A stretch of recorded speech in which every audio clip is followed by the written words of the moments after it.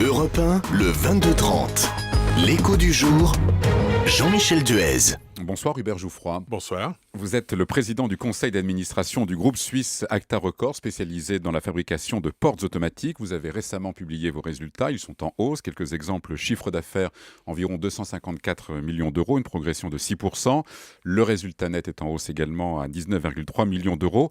Vous êtes présent dans une cinquantaine de pays à travers le monde. Est-ce que c'est cette diversité des marchés qui fait votre force ?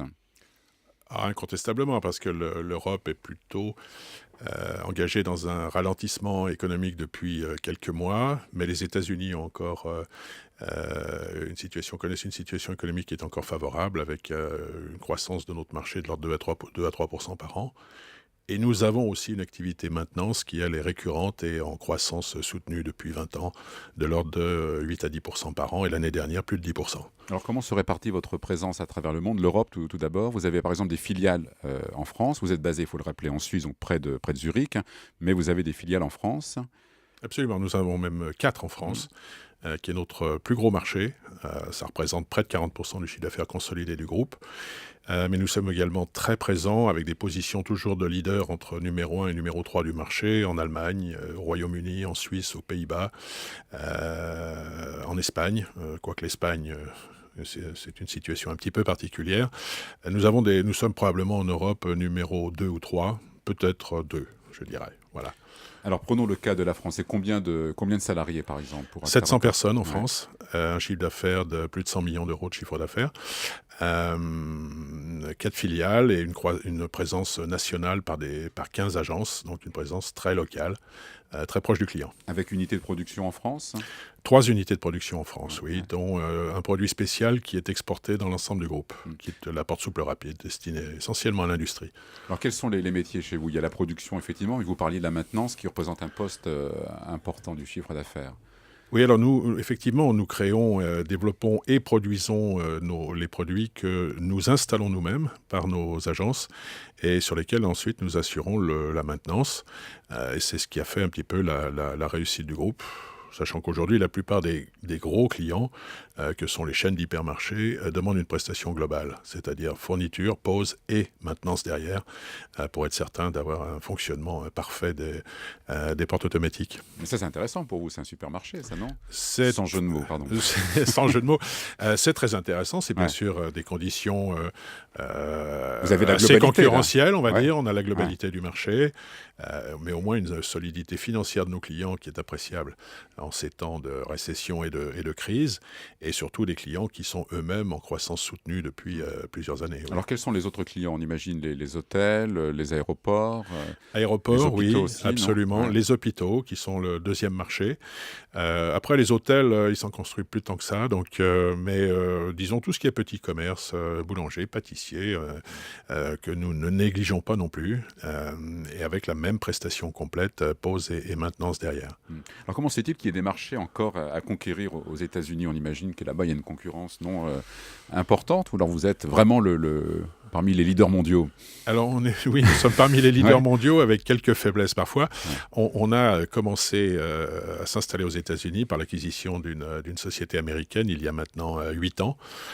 Donc on est arrivé un petit peu comme les carabiniers, un peu à la traîne, et aujourd'hui, en partant de 2% de part de marché, nous sommes aujourd'hui arrivés à 11%, donc avec une croissance très soutenue, qui ne doit pas s'arrêter, qui peut être également confortée par des acquisitions que nous cherchons à faire de distributeurs et d'installateurs locaux.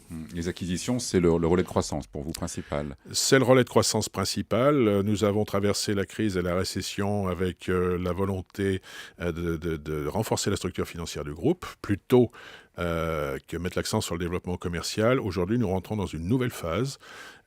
Nous avons des liquidités abondantes et il est temps de les utiliser à bon escient. Et comme on dit souvent en bourse, il faut acheter au son du canon. Ça canonne fort en ce moment, donc je crois que c'est le moment de faire des acquisitions à des prix intéressants. Alors d'où vient le son ? De quelle contrée lointaine vient-il ? Alors le son du canon, on le trouve plutôt en Europe. Il est clair que faire des acquisitions en Espagne aujourd'hui ne nous ferait pas peur.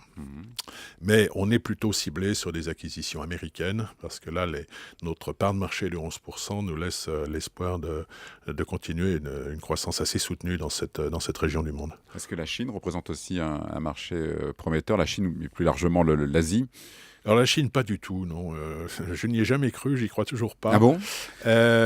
Écoutez, on s'est installé en Chine il y a 7 ans pour transférer une partie des achats et de la fabrication, pour rien vous cacher, pour garder une compétitivité sur nos marchés. Il y avait à l'époque 5 fabricants chinois.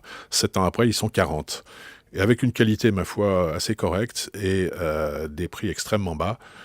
Donc, pour nous, c'est pas vraiment un relais de croissance. C'est intéressant d'y être pour y fabriquer, mais certainement pas pour y vendre, en tout cas pas dans le cadre de ce que nous avons toujours fait avec des créations de filiales, des réseaux commerciaux. Sous forme de vente indirecte à des clients finaux depuis éventuellement une unité centrale installée quelque part en Asie, oui, sûrement, mais pas dans le cadre traditionnel que nous connaissons en Europe, aux États-Unis, sachant qu'en plus, les clients chinois ne demandent pas de contrat de maintenance sur les produits. Ils les remplacent quand ils sont cassés. C'est une autre approche du problème. Et le reste de l'Asie, les autres pays asiatiques? Il y a un potentiel très important, un petit peu éclaté entre plusieurs pays, mais nous avons l'ambition de développer notre présence là-bas par des bureaux commerciaux dans les marchés les plus intéressants. Vous dirigez donc un groupe suisse, vous êtes, français. Comment les Suisses, les entrepreneurs suisses voient la situation française?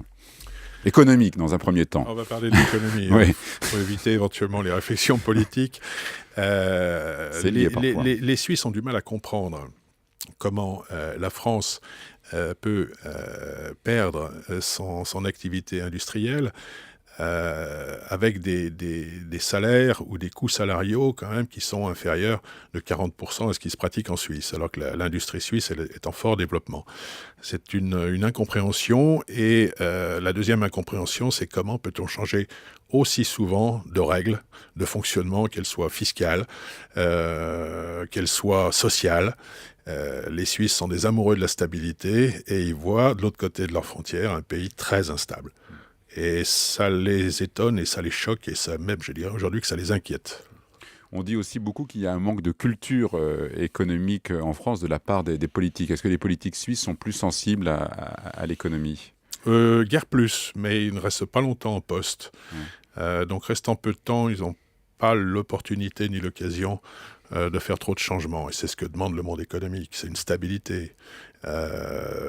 Arrêtons de nous changer les règles tous les 15 jours, parce qu'après les entreprises hésitent à investir, ne savent pas de quoi demain sera fait, et ça c'est ce qu'il y a de pire. Et la Suisse est un îlot de stabilité. Les hommes politiques s'en mêlent très peu.